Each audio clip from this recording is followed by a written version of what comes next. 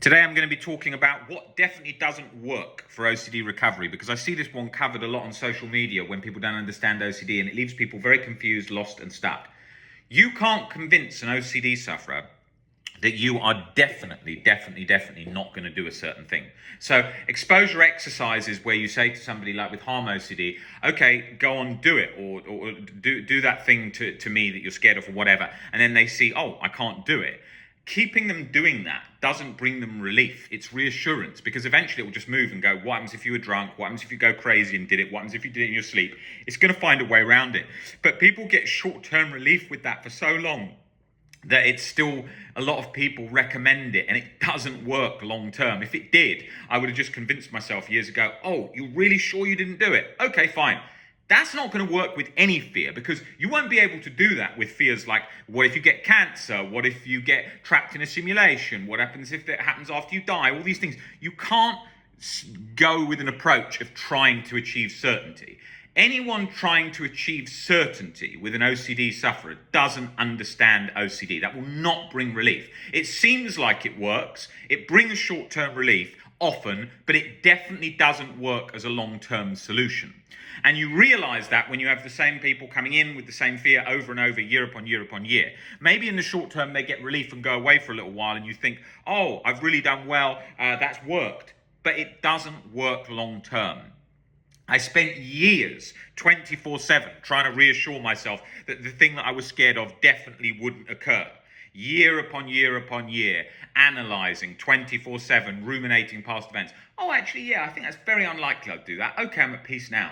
But what if you did do it in the past when you weren't thinking like this? What if you developed psychosis? What if you suddenly went against all your values? That's why that values stuff becomes reassurance too. You often hear people talking about values, because it's a nice sort of term that gets engagement on social media, because people are very much aware of, oh my God, I need to stick to my values. But it's a reassurance compulsion. The last thing you want to be doing when you're scared of harm OCD and you're scared of hurting someone is trying to reassure yourself, but I'm a good person. I live to my values. OCD doesn't give a damn about that. OCD is going straight for, yeah, but you weren't always like this. Oh yeah, you would do this though if you were in a situation where you were really angry or whatever. And then it will recollect those situations and link those together and morph and mold them till it gets you in that nice fused-like state.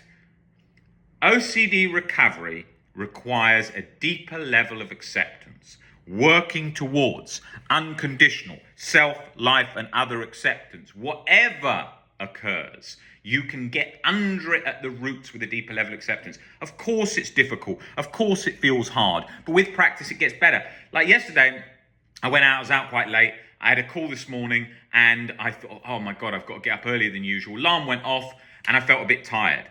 In the past, I was scared of being fatigued. I was scared of being tired.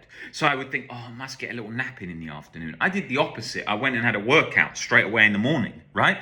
That's because I'm not scared of heart attacks, palpitations, burnout, or any of that stuff. And maybe I do die, and maybe I do have a heart attack, and maybe I do burnout. So be it. Because I was a prisoner for so long in my mind, running from things, escaping from things that didn't work. It didn't bring a long-term solution. I don't want to be a prisoner anymore, right?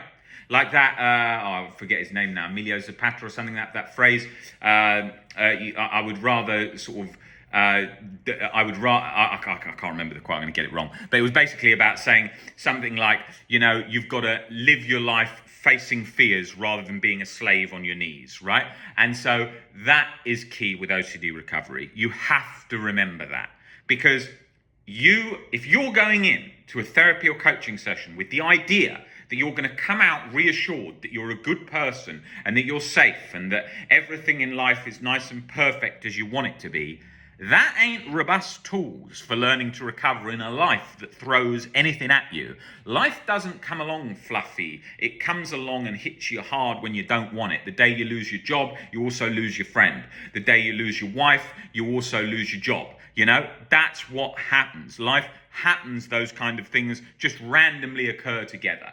The day you have an injury is also the day you lose your job. So then you're up in a rush to find a job whilst you're trying to heal from an injury. And then you say to yourself, if only this hadn't happened, if only this hadn't happened, playing out an imaginary situation in a Disneyland world that isn't reality, where we're saying, oh, if I didn't have this injury, then I'd be fine. But you do have this injury. And I don't mean to be too blunt and to be too cold. It's a fact of life to help you, because we are so used to trying to cling to the sort of fluffy idea of, oh, I just need it all to be like I want it to be. And that ain't reality. Like, I see people with those ideologies initially, and then they change that, and then they become so much more robust at life. Yeah, if my boyfriend breaks up with me, I can stand it. Yeah, if my girlfriend breaks up with me, I can stand it. Yes, if I lose my job, I can stand it. Even if I get a disease, so be it. I won't be a prisoner anymore. It's better than being chronically anxious. Wow, that is a huge change, because initially it's coming in like, okay, I'm Googling for 20 hours a day. I'm asking reassurance all the time. I just know that I definitely haven't got cancer because of X, Y, Z. That is a clinging prisoner lifestyle in your mind, trapped. Okay, and we've got to go through the steps. Of course, we're not going through the step from 0 to 100. Oh my God, I'm going to accept having cancer straight away tomorrow. You won't, but you've got to transition through this path bit by bit by bit by bit. Most humans are completely delusional with irrational beliefs. They hold incredibly strong irrational beliefs about stuff that if an alien was visiting our planet would die laughing, as Albert Ellis says. You think about things that humans think. If I'm not accepted and loved by everyone, my life is ruined. Well, that's completely not attainable. If I don't become a celebrity or a famous singer, my life's worthless. No, that isn't. That's what media sells you, because they want you to watch that and buy that music. But in reality, most humans aren't that and are content with the life that they have. So when we start looking at life fiercely realistic, we see things that we want. Other famous irrational belief society. If you don't have a partner, your life's ruined and there's something wrong with you. That's crap, especially in this day and age where there's so much stuff for single people to do and people can travel so much more easily. Life is great whether you're single, in a relationship. Life is great whether you have kids or you don't. Oh my God, my dream was always to have kids. Yes, that was your dream, a perspective, and it comes with lots of great benefits having kids. But even if you didn't have kids, it wouldn't be awful. All the things that you would write on a piece of paper of all the things that you love to do in life, loads of those involve not having kids. So even if you always, since a little girl, wanted to have kids, always since a little boy wanted to have kids, you can still be happy without. And it's key. If you go to a prison, not everyone's sitting there anxious. Someone's laughing, reading a book. Because humans are amazing at adapting. Humans can be happy in unbelievable situations you wouldn't imagine. Today we've got this very fluffy, comfy life where it's like Netflix, get up at this time, special sleep watch, special ice bath, special all this stuff to try and make all life nice and rosy and comfy. And it doesn't need to be like that. Humans never lived like that. And it's trying to have this perfection. Now everyone wants to live forever and ever and wants more and more control, and then wonder why they're more and more anxious and anxiety levels are rising. Because of the clinging to control. I would like to live a long time, but I don't need to live a long time. I can get the things done in this lifetime and already have most of the things done in this lifetime that I wanted to do. After a while, our lives become go out for dinner, see a friend, watch a film, this, repeated. And many of the goals that we do get pushed off and pushed off and pushed off. In reality, if you actually really look at your goals and view it like you're not going to live forever, you can go out and grasp a hell of a lot of them. And it's very important to think of things and think of the irrational sides of human life.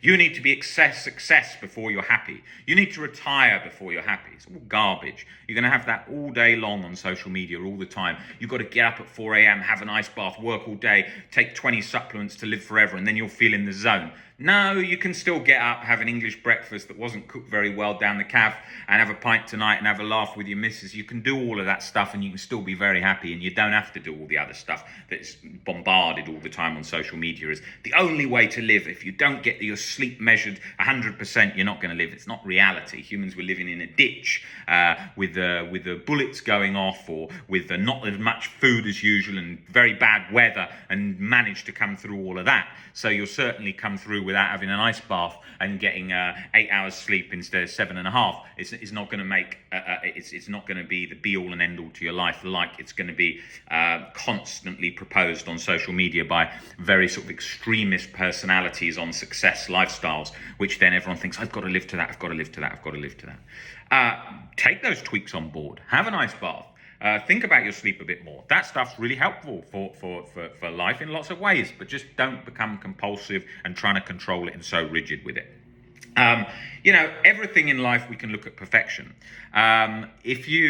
If you are looking for complete control and you're looking for perfection in anything, thinking that is going to obtain a baseline state of happiness, you will be mistaken, I can assure you. Because all the ideas in our head, like, if I get that job, I'll be happy forever. If I get that person to date me, I'll be happy forever. If I have that income, I'll be happy forever, aren't true. Because the people who have that are then looking at the next thing. Because the brain is constantly adapting to the next thing and the next thing and the next thing. And it will always do that. You think, oh, if I go on that holiday, then I'll be happy. But then the holiday's over, and so on and so on. So life is going to go like that. Be aware of those things, because they're very much the case of how OCD, the lens you're looking out on the world, is interacting and locking on. OCD is waiting for you to think, if I just get over that, then I'll be free. If I just do that compulsion, then I'll be free. If I just do that reassurance, I'll be free. And that is what's keeping you in the cycle. Okay? You've got to get used to, I'm free now. I can feel a baseline state of peace now. I don't need to get to X, Y, Z to be free, because I can be internally free by my current perspectives in this moment. And when I speak about this stuff and I'm sort of quite forceful on it, it's because OCD is bloody forceful. It's resilient. It doesn't back down like it's often made out to be wishy-washy. Like, oh yeah, you can just tell it to sort of leave itself alone, play out like a radio station in your head or a cloud passing through your ears. In reality, it ain't so. OCD doesn't back down. It's a resilient thing, and it takes a thorough approach. It takes a robust approach to get it to silence itself, not to get rid of it in that sense. Like, welcome in, come along. You can intrude now if you wanted to whilst I'm doing this talk. I don't care.